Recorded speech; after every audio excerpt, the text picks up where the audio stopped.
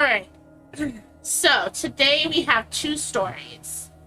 Also, just a minor trigger warning because it does have a little bit to do with abuse for both stories. But, so there is domestic violence in both of these stories, so if you guys are uncomfortable with that, I'm sorry. There's really nothing else I can do about that. Close your ears. Earmuffs.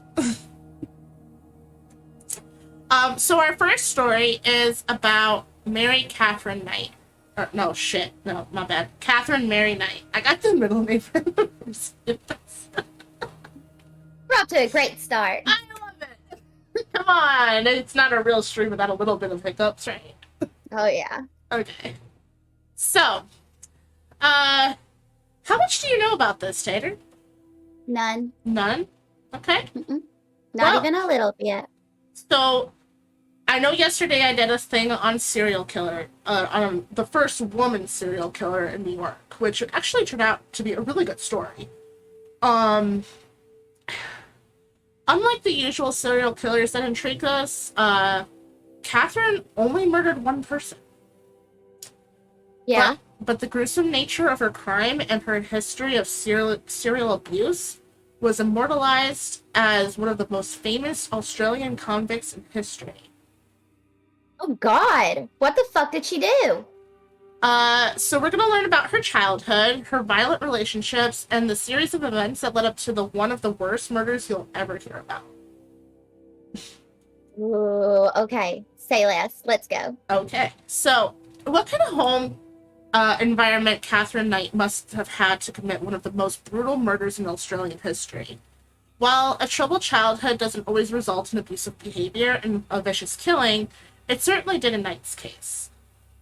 Originally, she was from the town of Aberdeen in New South Wales, Hunter Valley.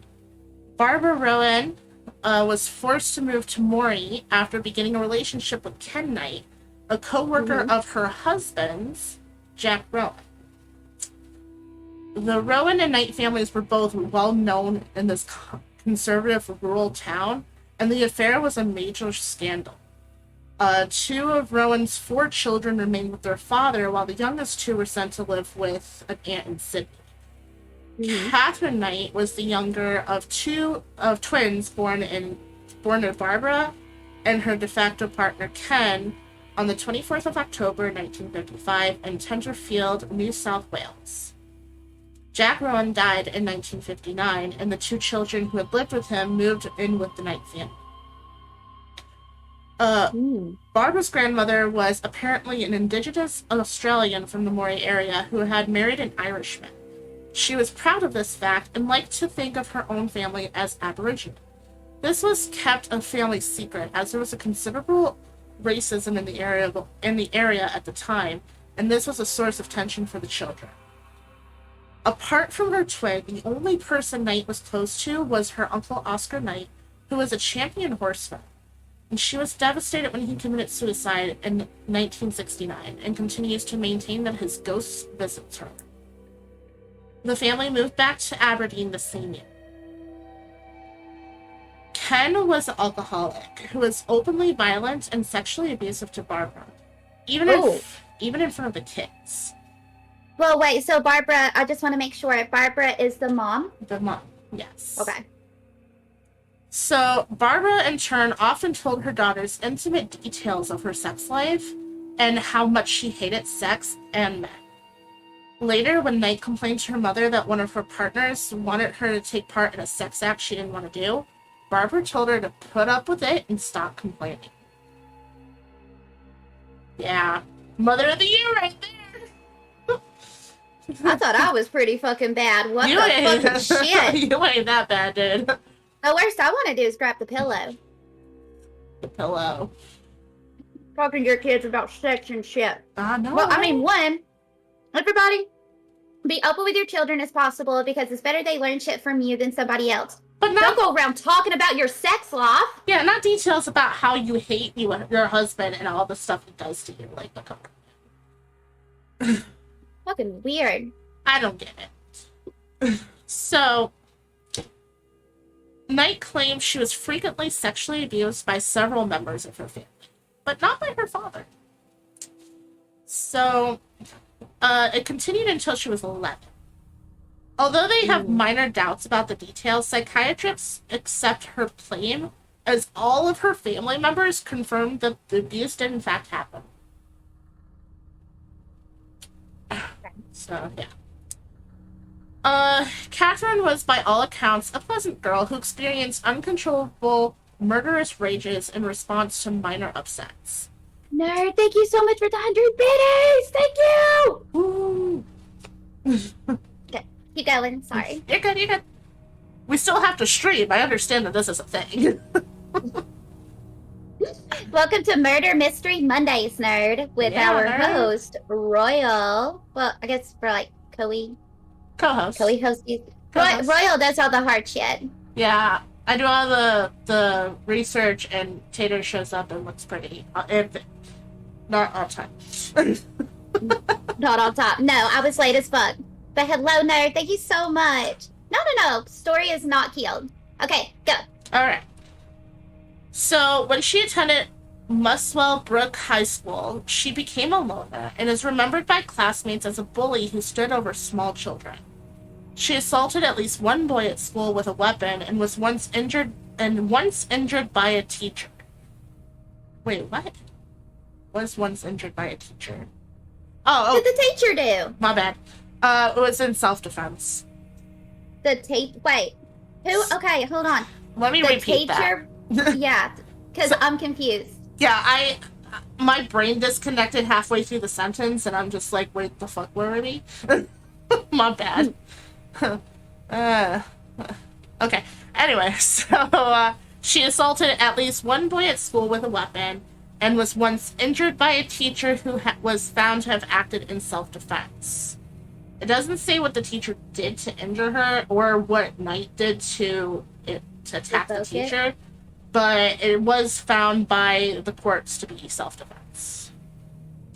So she was doing something bad. How old was she again? She couldn't have been more than like 13, 14 because she dropped out of high school at 15. So. Oh, okay. So she was old enough to do some damage. Oh yeah. She wasn't no like 10-year-old running around like punching you. No. She probably like, knowing her story, I wouldn't be surprised if she just grabbed the scissors and tried to stab this teacher. Like, I wouldn't be surprised.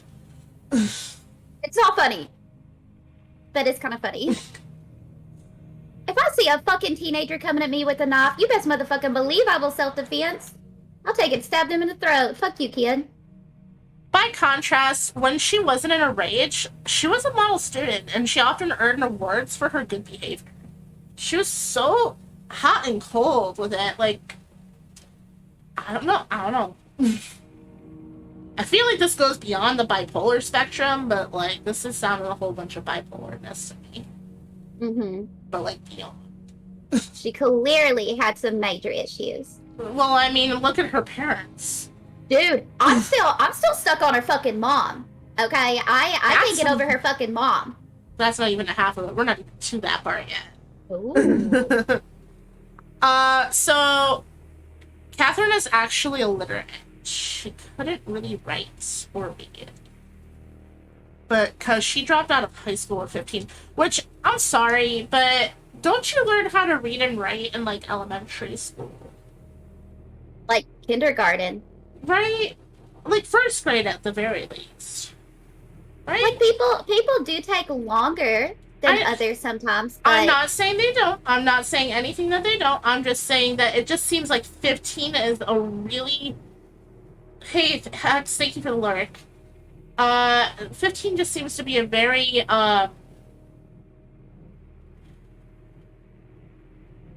old age to not be able to read and write. Oh, fuck yeah. Right. Well, it obviously seems like she didn't have a good home life, so anyone could fucking help her. Seems like she didn't really like school, even though she was, like, a pretty good student, but 15? I don't know. So, like most people in Aberdeen, she eventually got a job in the meat working industry at a local slaughterhouse. She often referred to her work as her dream job and enjoyed watching the pigs get slaughtered. Oh. fucking weird. This is where she would get her own set of butcher knives, and she called them her most prized possession. At home, she hung the knives over her bed so that they would always be handy if I needed them. A habit she continued until her incarceration everywhere she lived. Anytime she moved anywhere, she would hang up those knives over her bed. Clearly she... like a little mobile of death. Oh, it's kind of sweet. No. That was her comfort. Knives. It's not my comfort. Like, I don't be sleeping with you, girl. Look, all I'm gonna say is I am not completely against the knife mobile. Okay. Alright, so Katherine first met hard-drinking co-worker David Stanford Kellett in 1973 and completely dominated him. If Kellett got into a fight at the hotel, Knight would step in and back him up with her fists without fail. In Aberdeen, she was renowned for offering armed combat to anyone who upset her. Yeah, she kind of seems like a bit of a badass. Yeah, psychopathic one. Tomato, potato? Yeah. So Knight married Kellett in 1974 at her request, with the couple arriving at the service on her motorcycle with a very intoxicated Kellett on the pillion. As soon as they arrived, Knight's mother, Barbara, gave Kellett some advice. Now, this is Kellett saying this. The old girl said to me to watch out. You better watch this one or she'll fucking kill you. Stir her up the wrong way or do the wrong thing and you're fucked. Don't ever think of playing up on her. She'll fucking kill you. And that was her mother talking. She told me she's got something loose. She's got a screw loose somewhere. I mean, I would too. But, like, that's your mother. This is the mother that was, like, horrible to you. You know what? I guess I'm gonna wait for the story to end because I want to know if her mom gets murdered. On their wedding night, she tried to strangle Kellett. Knight explained it was because he fell asleep after only having intercourse 3 times. Well, he should have done it more. Like 3 times on your wedding night? Like, come on. They make pills for that. You could have totally done more. Listen, I was so tired after my wedding. I didn't even have sex on my wedding night. Like, I'm not gonna lie. I was so tired. I looked at the bed and I'm like, I love you. Good night. If I was to get married again, I'd be knocking over walls and shit. I mean, you know. It'd be like vampire fucking. Like, I'm talking body parts slinging around, hoes in the walls. Let's fucking go.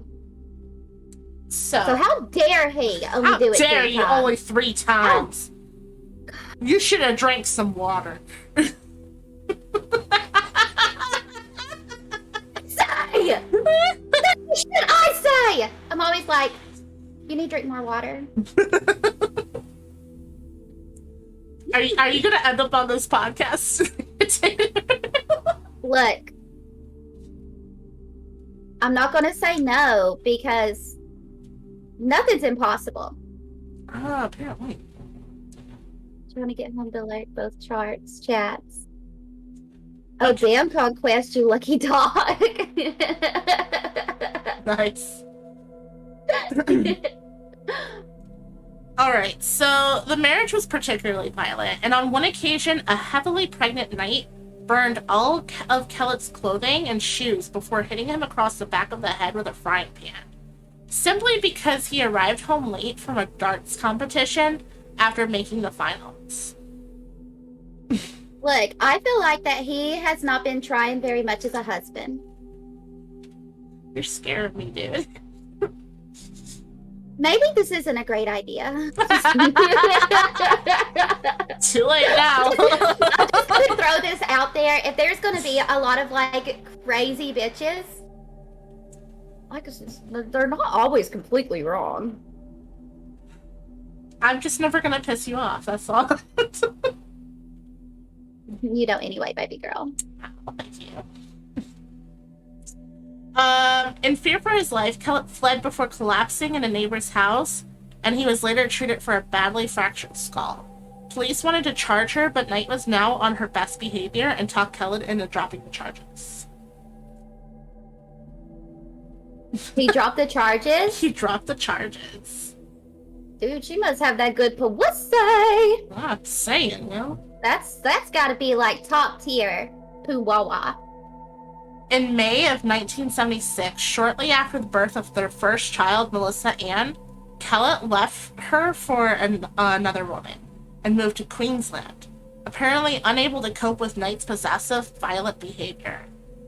The next day, Knight was seen pushing her new baby in a pram down the main street, violently throwing the pram from side to side. Like, with the baby in it, just like... Oh, by the way, that reaction I just did was for Conquest, guys. I was not talking about slinging babies when I was like... believe it or not, I'm not for slinging babies. Believe it or not. That's one thing that I'm not like, yeah, let's fucking do it. Okay, like... Your do not timing misconstrue. is impeccable. I didn't realize. Look, I don't like kids, I know. so I feel like I have to elaborate that I'm not a baby slinger. I don't like kids, but I wouldn't kill them unless it's with that pillow. Yeah. This pillow. Yeah. Oh, you Here's found the it. infamous pillow. Yeah. You found it. Awesome. Yeah. There is a story behind the pillow, but that's for a later day. Mm-hmm. This is the fucking pillow. So Knight was admitted to St. Elmo's Hospital in Tamworth, where she was diagnosed with postnatal depression and spent several weeks recovering. After being released, Knight placed 2-month-old Melissa on a railway line shortly before the train was due. And then stole an axe and went into town and threatened to kill several people. A man known... Thank you so much for 20. Thank you. I love you so much. Ah! Nice. Wait, 2,500. Yeah. So, post. We're having a Murder Mystery Monday. Yeah. Oh, and Rachie, Murder Mystery Monday. So it's like podcasty. So it's sub-only chat to kind of keep it flowing because we both get distracted, especially me. Yeah. So this is for everybody's good. And I always lose my place if I get distracted, so that's why I'm missing some money. Oh.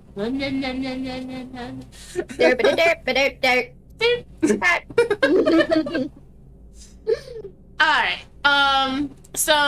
So she put baby Melissa onto the train tracks right before the train was supposed to come.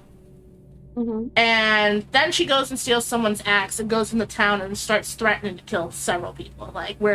And she's looking for David. She's looking for him. Like, where's my husband? You know where my man is? The fuck? Like, she was released. She was released from the psychiatric hospital saying she was cured, and then the same day goes and does all this shit. Who the fuck signed her off? Who signed her out? Whoever did needed to be fired, like, honestly. She's out here fucking trying to stab people, little fucking knife mobiles, slinging babies. Who the fuck let this bitch go? And now her 2-month-old is on a train track, and the train is coming. Choo-choo. But a man known in the district as Old Ted, who was foraging near the railway line, found and rescued Melissa. By all accounts, only minutes before the train passed. Knight was arrested and taken to St. Elmo's Hospital, but apparently recovered and signed herself out the following day. Oh my god, I got the ring! Thank you, Hexius! We run it off the road! I take it that's your, raid. Yeah! Okay. All I hear is keep running up that road. Thanks, Shelly. Hi, Shaggy. Hey, Hex. No, you're good. You're good. We just got to the good part. Welcome in, Raiders. Welcome, Raiders. Oh, yeah. So she was again arrested and taken to St. Elmo's Hospital, and then apparently miraculously recovered, and then she was able to leave the next day. Is letting this bitch go? Who's letting this bitch go? Hey, Dad, thank you for the 3-month sub. Jesus Christ. Hi, Dad. Hi, Dad.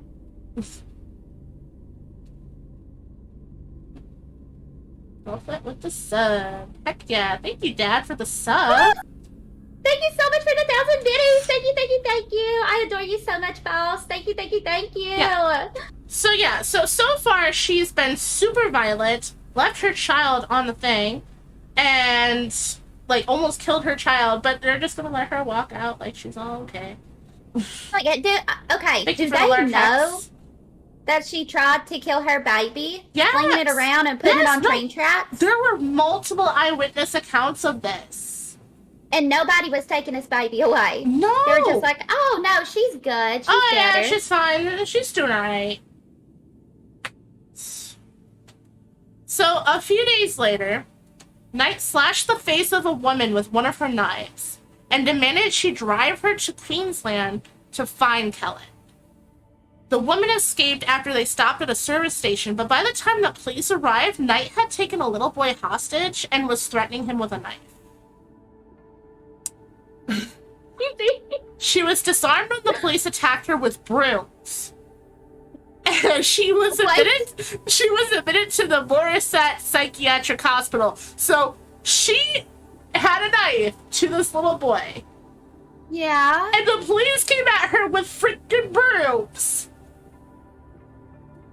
And instead of arresting her and throwing this bitch into jail, they took her to another psychiatric hospital. I don't believe this is a real story. This is fucking crazy. You also gotta realize this is get back here. This is like Australia, so we don't know what goes on in Australia because we're from America. I don't think they use fucking brooms in the police force. Their gun laws are different, yo. Well, you know what? At least it had nothing to do with kangaroos, because at that point, I'd just be like, no, fuck it. This is not real. This is fake. We're done. We're fucking done. She's slinging babies. What and done. We're done. Bye, guys. Alright, so she was, Knight told the nurses she had intended to kill the mechanic at the service station because he had repaired Kellett's car, which allowed him to leave her. And then kill both her husband and his mother when she arrived in Queensland. When police informed Kellett of the incident, he left his girlfriend, and along with his mother, they both moved to Aberdeen to support her. Wait. Yes. I'm confused. Can you... Okay, hold on. Okay, no problem, Shaggy. So she killed... She didn't kill anybody. She was about to kill the mechanic before they arrested her. And then and then she was going to be on her way to kill David and his mother. Mother-in-laws. Am I right? No, I love my mother-in-law. She's a really nice lady.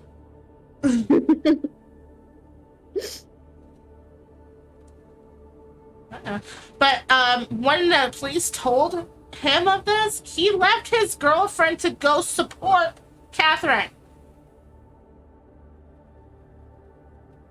Hey Ty, how you doing? I love you too. I'm disappointed. I'm disappointed too. So, is this a crazy lady thing or an Australian kind of thing right now? Because I'm so confused as to who let this bitch out multiple times. I don't know, man. Babies. I don't know, man. They come at her with fucking brooms. They come at her with brooms. With brooms. Who uses a broom? You are a police officer, sir. Get back! Get back! How did you even disarm her with a broom? That's skill. You know what? Knife to this child. But that's skill. They disarmed her with a broom. Maybe A that's what we broom. need to give all our policemen. We just give them brooms, and then there'd be less shootings.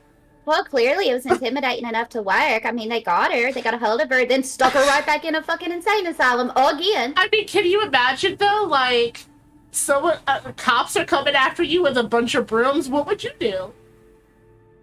Laugh. I know, right? Like, Maybe I'm she sorry. laughed so hard she. Maybe she laughed so hard she dropped the knife. Like, Can I get a padded room too? I What want to the bounce. I mean, if you want to go to Australia, apparently there's plenty of rooms. and apparently you could just come and go as you please. You can sling. Like, I cannot get over it. I can't get over it. You can do whatever the fuck you want to kids. As long as you're fucking crazy. So this all happened in May of 1976, okay? Where she was sent back to a psychiatric hospital. She was released August 9th of 1976. In the care of her mother-in-law, who she was trying to kill, and David. David took her back. Again, she has that good poo-wah-wah. Like, look, good pussy really can get you far. Apparently. Okay. You can literally do whatever you want as long as you can pop it back. That's all you need to do. So now they moved to Woodridge, a suburb of Brisbane, where she obtained a job at a Dinmore Meatworks in nearby Ipswich. She worked at a meat plant? Oh, yeah. She's a butcher. Oh, that's good. She's a butcher by that's trade. good. She's a butcher by trade. Oh, yeah. Oh, yeah. God dang it, guys. It's her dream job. She always wanted to be a butcher. In so many ways. So, on March 6, 1980, they had another daughter named Natasha Marie. Oh, by the way, she never got Melissa taken away from her. Wait, hold on, what? Melissa was never taken away from her. The baby. She had her this whole time? Yeah. And then she got another daughter. That's by the same man? Yeah. That's good pussy! You go, girl. You fucking slay, okay? You bust it open. You get what you want, baby girl. In do it anyway. In 1984, Knight left Kellett and moved in first with her parents in Aberdeen and then to a rented house in nearby Musselbrook. Although she returned to work at the abattoir, she injured her back the following year and went on a disability pension. No longer needing to rent accommodation close to her work, the government gave her a housing commission house in Aberdeen. Hydrate? Oh shit, I don't have my water. Well, here I am. I can't even get fucking subsidized living. The fuck? What am I doing wrong? I'm gonna have to redeem that after the story. I'll get my water. We'll take like a 2-second break to kind of like... Here, I'll take it for you. Here you go, look. Thanks, my dude. I'm also kind of thirsty, so like I still want to get the water after the story's over.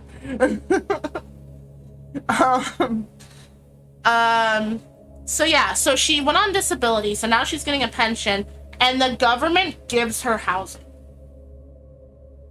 Bullshit. That's not fair. It's I'm living with my pappy, guys. Ain't nobody gonna hire me. I was a stay-at-home mom for 5 years. And this bitch is out here butchering people, or trying to, in and out of insane asylum. I've only been to the insane asylum once.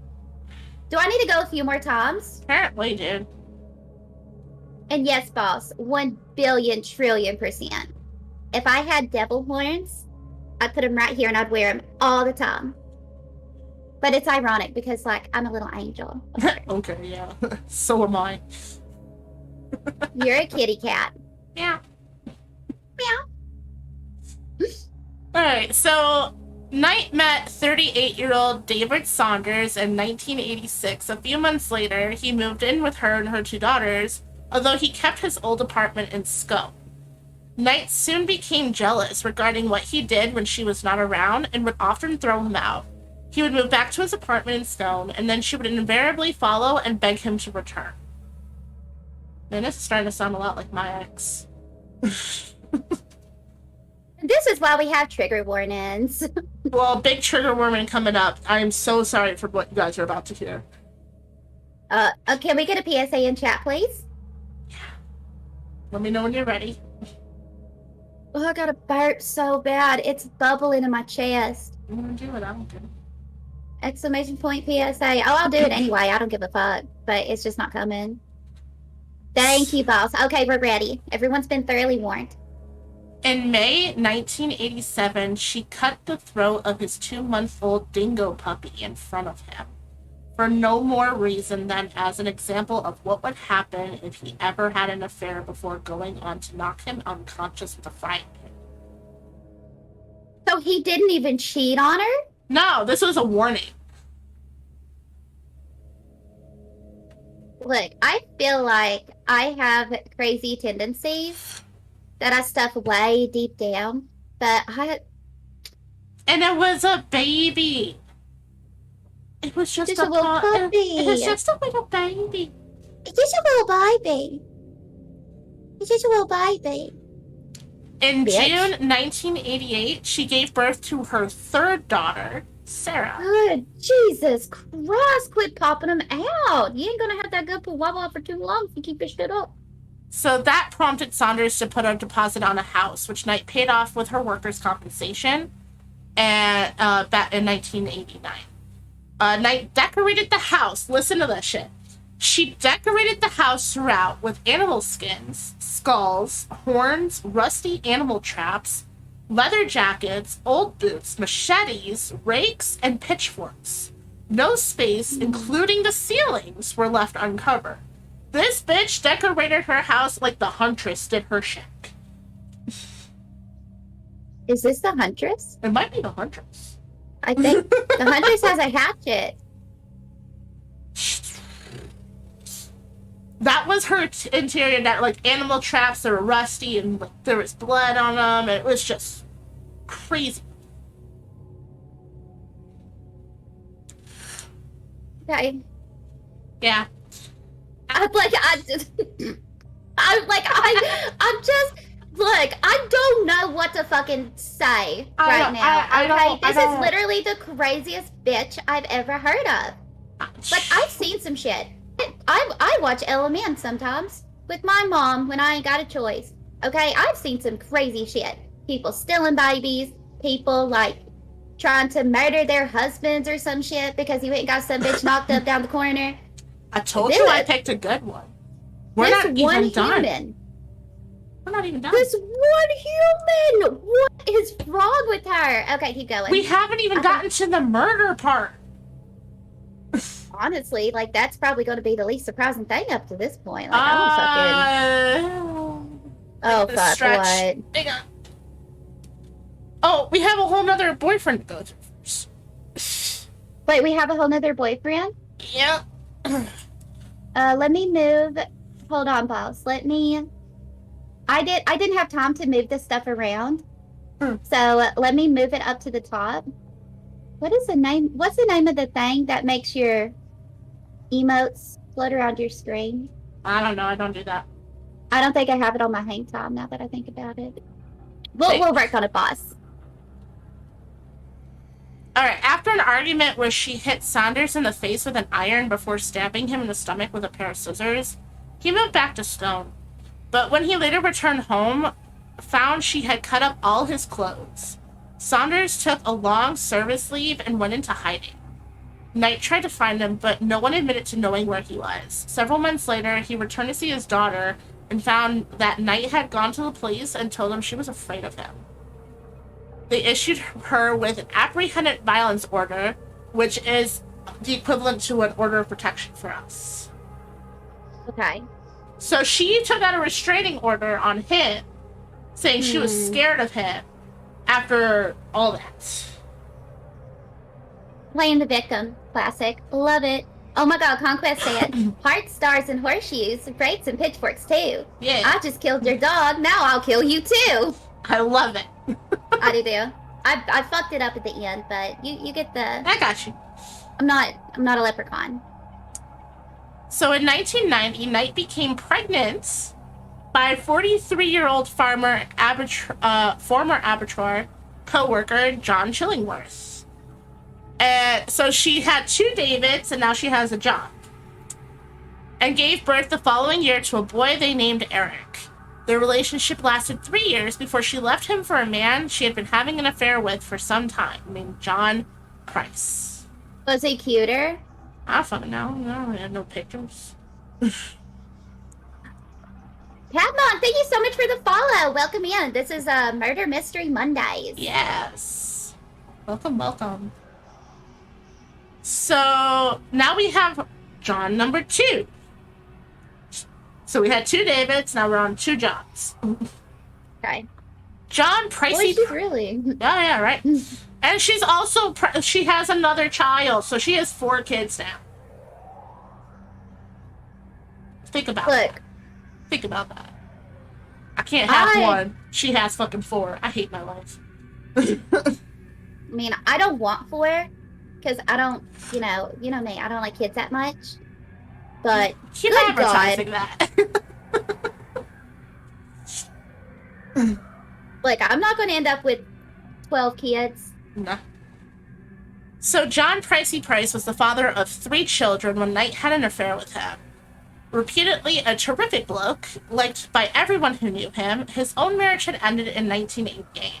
While his 2-year-old daughter had remained with his former wife, the 2 older children lived with him. Price was well aware of Knight's violent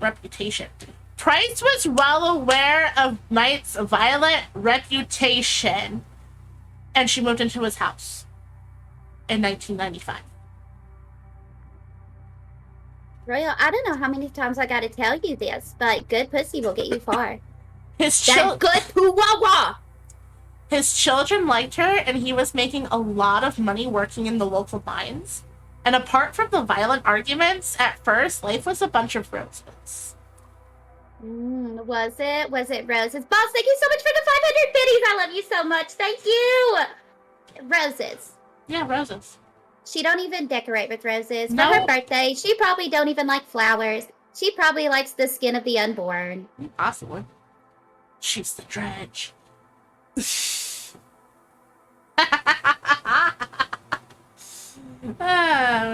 It all comes back around. Anyway. Oh God, this is all about DVD. Possibly. Every killer was based off this bitch. In 1998, they had a fight over Price's refusal to marry her, and in retaliation, Knight videotaped items he had stolen from work and sent the tape to his boss. Although the items were out of date, like medical kits that he had scavenged from the company rubbish tip, Price was fired from the job he had held for over 17 years. Why? Because you're still stealing company property, even if it's in the garbage. Like, a lot of companies out here do the same thing. Well, you know what? That's how restaurants are, too. Yeah. Like, if you have food waste, you're not allowed to take it home.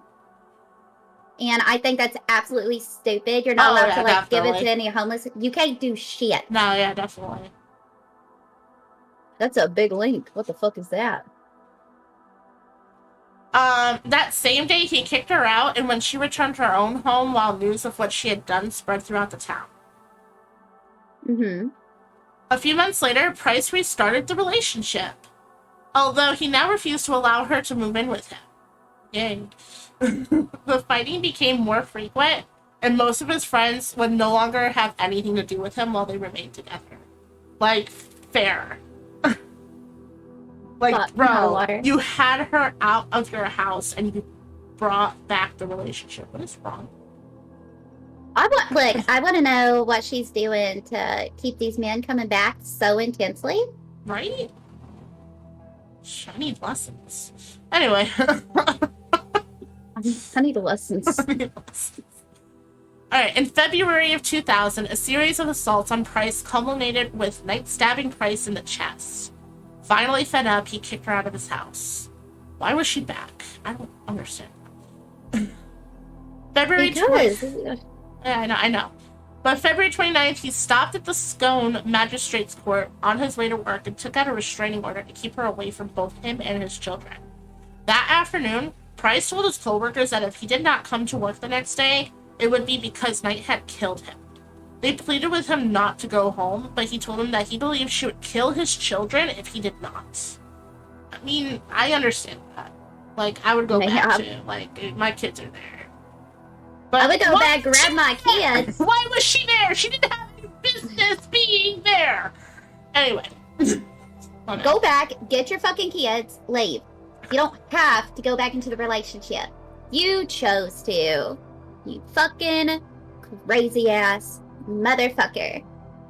Price arrived home to find that Knight, although not there herself, had sent the children away for a sleepover at a friend's house. He then spent the evening with his neighbors before going to bed at 11 p.m.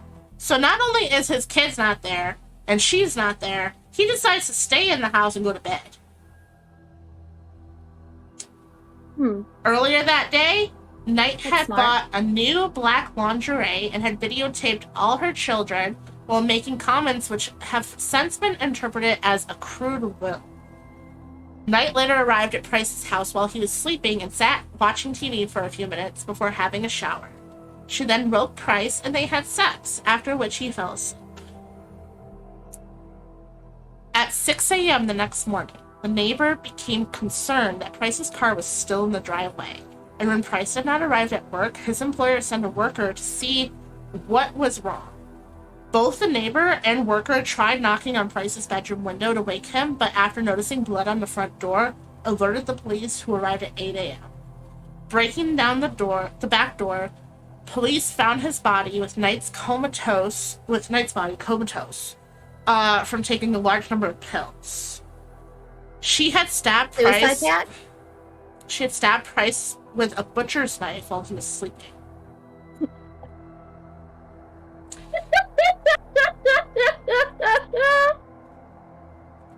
According to the blood evidence, he awoke and tried to turn the light on before attempting to escape, while Knight chased him through the house. He managed to open the front door and get outside, but either stumbled back inside or was dragged back into the hallway where he finally died, after bleeding out. Later, Knight went into Aberdeen and withdrew $1,000 from Price's ATM account. How much? $1,000. Man, I would have got more than that. The fuck? Price's autopsy revealed that he had been stabbed at least 37 times in both the front and back of his body, with many of the wounds extending into his vital organs. Several hours after Price had died, Knight skinned him and hung the skin from a meat hook on the architrave of the door into the lounge. Then, it gets worse. Listen.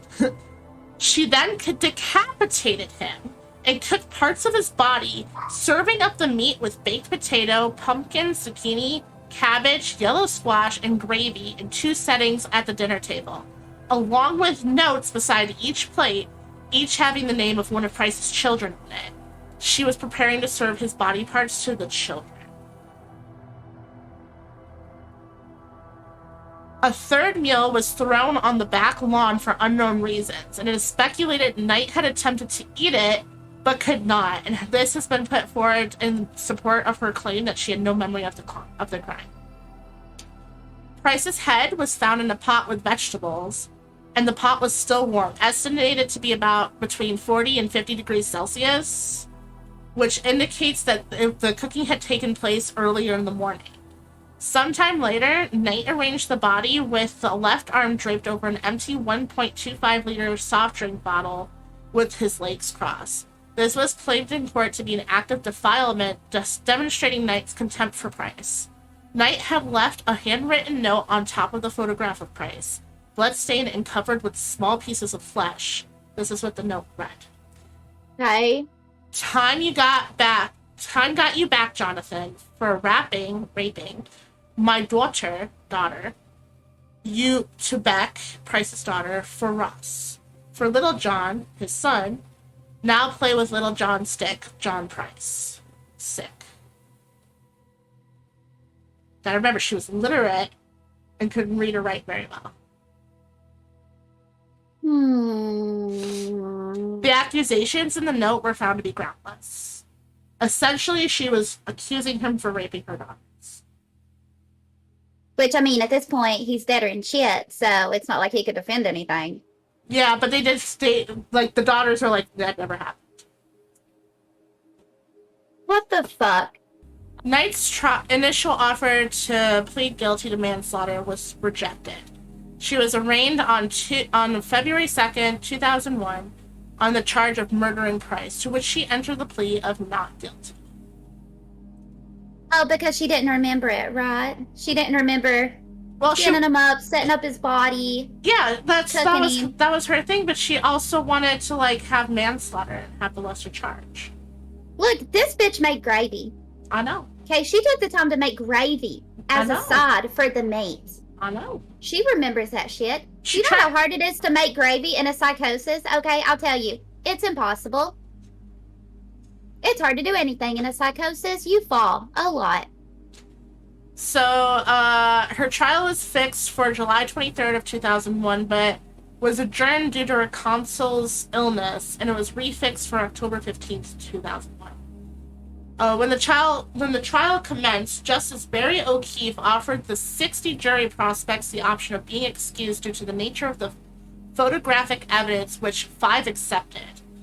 When the witness list was read out to the prospects, several more also dropped out, after which the jury was impaneled. Knight's attorney then spoke to the judge, who adjourned to the following day. The next morning, Knight changed her plea to guilty. So, so she changed her plea to guilty, and the jury was dismissed. It was now made public that Justice O'Keefe had been advised of the plea change the day before. He had adjourned the trial and then ordered a psychiatric assessment overnight to determine if Knight understood the consequences of a guilty plea and was fit to make such a plea. Knight's legal team had planned to defend Knight by claiming amnesia and dissociation.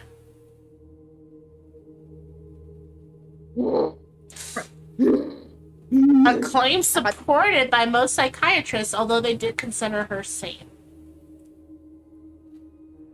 Look. I know. As a dissociative person myself, that is not what dissociation is. That is dissociation with you being a fucking crazy bitch.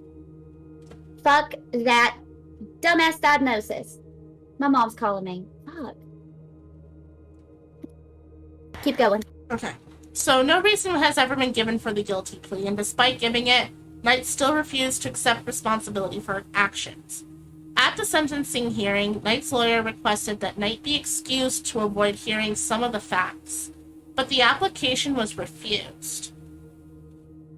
When Dr. Timothy Lyons took the stand and described the skinning and decapitation, Knight became hysterical and had to be sedated.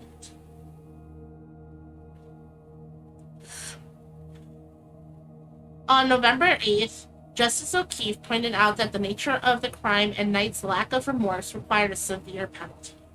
He sentenced her to life imprisonment, refused to fix a non-parole period, and ordered that her papers be marked never to be released. The first time that this has been imposed on a woman in Australian history. On June 2006, Knight appealed the life sentence, claiming that a penalty of life in jail without possibility of parole was too severe for the killing.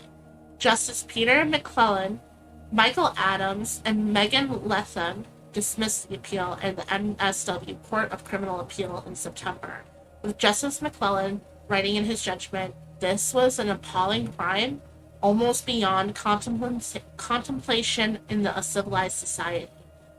On November 9th, 2001, Katherine Mary Knight was given the harshest sentence possible in Australian law. Knight was the first woman ever in Australia's history to be sentenced to life in prison for her file marked never to be released. It was that crazy. So wait, can you repeat that very last part? I'm so sorry. The door is freaking open and I couldn't hear you. Knight was the very last part. Knight was the first woman ever in Australia's history to be sentenced to life in prison with her file marked never to be released. Fucking good! For fucking real, honestly. She should have been on that train a long time ago. It shouldn't have got to this point. It was... Yeah, it was nuts. But that is the story of Katherine Mary Knight. Dude, I don't think anything can, like, top Sorry, this Shaggy, was- I just saw your redeemed posture chat and hydrate and stretch, and I actually gotta go get my water for that, so.